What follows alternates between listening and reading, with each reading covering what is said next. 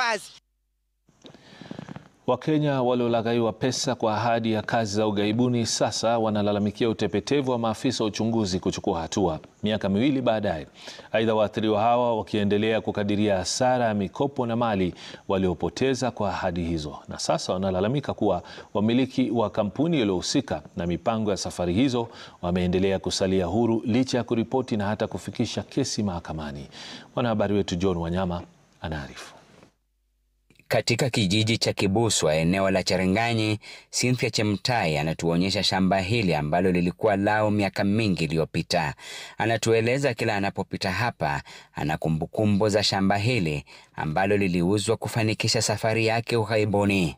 Kama wenzake, Cynthia anatuonyesha alivyokuwa amejitayarisha kwa safari ya kwenda Canada kwa matumaini kuwa angebadilisha maisha ya familia yake. So huyu mtu alikuja convince baba, akasema enda anapeleka watu Canada, kuna makazi mzuri Canada. My dad came, mimi mwenyewe nilitafuta mtu wa kununua shamba, tukapewa 1.2 million. Ndio hii shamba imeenda. Mtu amepanda miti karibu anavuna. Sijaenda Canada, niko jobless. Sababu ya kuuza shamba hili ikimwacha solemba, bila shamba na bila kazi. Na desturi sisi Wakalenjin wasichana tupewe mashamba. Lakini my dad alibreak hiyo tabu, akaamua akanipatia hiyo shamba. Anisaidie niende ng'ambo, nilikuwa nimrudishie hiyo shamba. So my dad ako disappointed, shamba ilienda, mimi mwenyewe sijui ndamrudisha nini baba yangu. In fact mimi nimeenda nikijamii na nafaa kuuza kidney, nirudishe baba yangu hiyo pesa. Anyone mwenye ananunua kidney, Cynthia Isia. Sio yeye tu, Ben Ruto naye kutoka kijiji cha Chamororoch, kaunti ya Uasin Gishu, aliuza shamba lake akimlipia mwanawe zaidi ya shilingi 800,000. Miaka miwili baadaye, hakuna matumaini ya mwanawe kusafiri. Na hatuna namna, nimeuza shamba.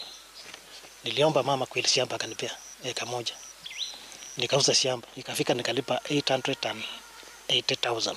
Sawa na wenzao, Julia Busienei na Jacqueline Chepkoech nao pia wakijipata kwenye njia panda, wakala aliwafyonza maelfu ya pesa zao na kutoroka. Sijawahi uza. Hiyo ndio ilikuwa mara yangu ya kwanza. Dakika ya mwisho akatupea visa yenye sio visa fake, akatupea visa fake. He was to take my husband abroad. He was to go to Sweden. We had to take some loan from family, from friends and from circles. He gave us a fake visa, but he just sent a photo.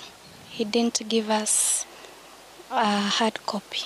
Hata baada ya kuripoti kwa polisi na hata mahakama kutoa uamuzi wa mkurugenzi wa kampuni hiyo Isaac Barmasai kukamatwa, miaka miwili baadaye mshukiwa hajakamatwa, huku walioathirika wakiendelea kuhangaika. Mpaka wakati court ilirule case, akatuambia Barmasai anastahili alipe nini au alipe pesa. Mpaka akatoa court order. Court order ilitolewa tarehe 23 mwezi wa 11. Mpaka saizi Barmasai huyo hajashikwa. Kwenda hapo kwanza hapo Central Police Station hapo ni kama Barmasai wanajuana nao. Hata sometimes ukitaka kupikia Barmasai, saa zingine anaweza chukua simu. Anakuambia si ulikuwa umeenda kwa kotini, wacha koti ikusaidie. Kulingana na shirika la usajili wa mawakala nchini NEA, kampuni hiyo ilifungwa na sio halali. Mkurugenzi wa kampuni hiyo Isaac Barmasai kupitia ujumbe wa simu anasema kampuni yake ni halali kisheria na kwamba wamewapeleka watu wengi ughaibuni.